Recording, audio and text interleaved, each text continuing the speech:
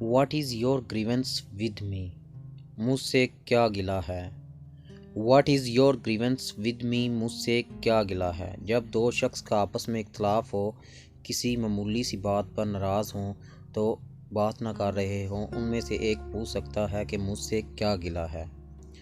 Just for nothing, बस ऐसे ही। Just for nothing, बस ऐसे ही मैंने उसे कॉल कर दी, या बस ऐसे ही मैंने आपसे बात करना चाहिए। पूरा सेंटेंस इस तरह बोल सकते हैं। Who are you to give argument in his favour? तुम उसकी वकालत करने वाले होते कौन हो? Who are you to give argument in his favour? तुम उसकी वकालत करने वाले होते कौन हो? योर शर्ट इज़ अनटक्ड, तुम्हारी शर्ट बाहर निकली हुई है। योर शर्ट इज़ अनटक्ड, तुम्हारी शर्ट बाहर निकली हुई है। जब किसी की शर्ट बाहर हो तो आप इस तरह से इंग्लिश में ये सेंटेंस बोल सकते हैं। You should gargle with salted water, तुम्हें नमक मिले पानी से गरारे करने चाहिए। You should gargle with salted water, तुम्हें नमक मिले पानी से गरारे करने चाहिए। जब किसी का गला ख़राब हो तो आप इंग्लिश में उसे ये सेंटेंस बोल सकते हैं। She is very rude and blunt girl, वो बहुत बदतमीज़ और मुँह फट लड़की है। She is very rude and blunt girl, वो बहुत बदतमीज़ और मुँह फट लड़की है। नेक्स्ट सेंटेंस देखते हैं हमारे पास कौन सा है। टक योर शर्ट इन, जब किसी की शर्ट बाहर निकली हो तो आप उसे इस तरह इंग्लिश में बोल सकते हैं, टक योर शर्ट इन, अपनी शर्ट अंदर करो। नेक्स्ट सेंटेंस देखते हैं हमारे पास कौन सा है। आई डिडंट मीन सो, मेरा मतलब ये नहीं था। आई डिडंट मीन सो, मेरा मतलब आपकी दिल आज़ारी करना नहीं था। इस तरह भी कंप्लीट सेंटेंस बोल सकते हैं। What else could I even do, मैं और कर भी क्या सकती थी। What else could I even do, मैं और कर भी क्या सकती थी। इतना अच्छा पढ़ने के बावजूद मैं फ़ेल हो गई। आप ये सेंटेंस इस तरह भी इस्तेमाल कर सकते हैं। द डोर इज़ स्क्वीकिंग, दरवाज़ा चिरचिरा रहा है। जब कोई दरवाज़ा आवाज़ दे रहा हो तो आप इंग्लिश में ये सेंटेंस इस तरह बोल सकते हैं, द डोर इज़ स्क्वीकिंग, दरवाज़ा चिरचिरा रहा है। You don't have guts to talk to her, तुम में उससे बात करने की हिम्मत नहीं है।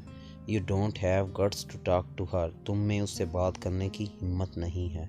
जब आप किसी से बात करना चाह रहे हों लेकिन आपका हौसला ना हो पा रहा हो कि उससे किस तरह बात की जाए, तो ये उस सेंस में सेंटेंस इस्तेमाल होगा। चलिए नेक्स्ट सेंटेंस देखते हैं। I ask for a fork and you bring a rake, मैं मांगता कुछ हूँ और तुम लाते कुछ हो।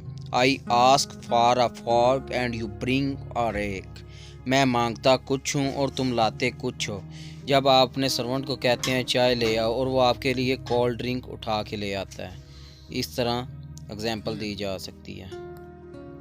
Give me a minute I will disabuse her, मुझे 1 मिनट दो, मैं उसकी गलत फहमी दूर करता हूँ। Give me a minute I will disabuse her, मुझे 1 मिनट दो, मैं उसकी गलत फहमी दूर करता हूँ। नेक्स्ट सेंटेंस देखते हैं हमारे पास कौन सा है। He is hard up for money, उसके पास पैसों की कमी है। He is hard up for money, उसके पास पैसों की कमी है। I am pushed for time, मेरे पास वक़्त नहीं है। I am pushed for time, मेरे पास वक़्त नहीं है। या आप इस तरह भी कह सकते हैं, I have no time. Why does it only happen to me, ऐसा मेरे साथ ही क्यों होता है। Why does it only happen to me, ऐसा मेरे साथ ही क्यों होता है। नेक्स्ट सेंटेंस देखते हैं हमारे पास कौन सा है। इट विल कॉस्ट यू, ये बात तुम्हें महंगी पड़ेगी। इट विल कॉस्ट यू, ये बात तुम्हें महंगी पड़ेगी। नेक्स्ट सेंटेंस देखते हैं कौन सा है।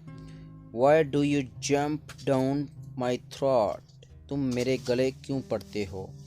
Why do you jump down my throat, तुम मेरे गले क्यों पड़ते हो। नेक्स्ट सेंटेंस देखते हैं हमारे पास। There are some matters to understand, कुछ बातें समझने की होती हैं। There are some matters to understand, कुछ बातें समझने की होती हैं। दोस्तों, इसी तरह ये वीडियो इख्तिताम को आ पहुंची है। आपको ये वीडियो कैसी लगी हमें ज़रूर बताएं, और कोई बात समझ ना आई हो या किसी बात की, किसी फ़िक्रे की समझ ना लगी हो तो आप कमेंट करके पूछ सकते हैं। नेक्स्ट किस टॉपिक पर वीडियो चाहते हैं हमें कमेंट करके ज़रूर बताएं।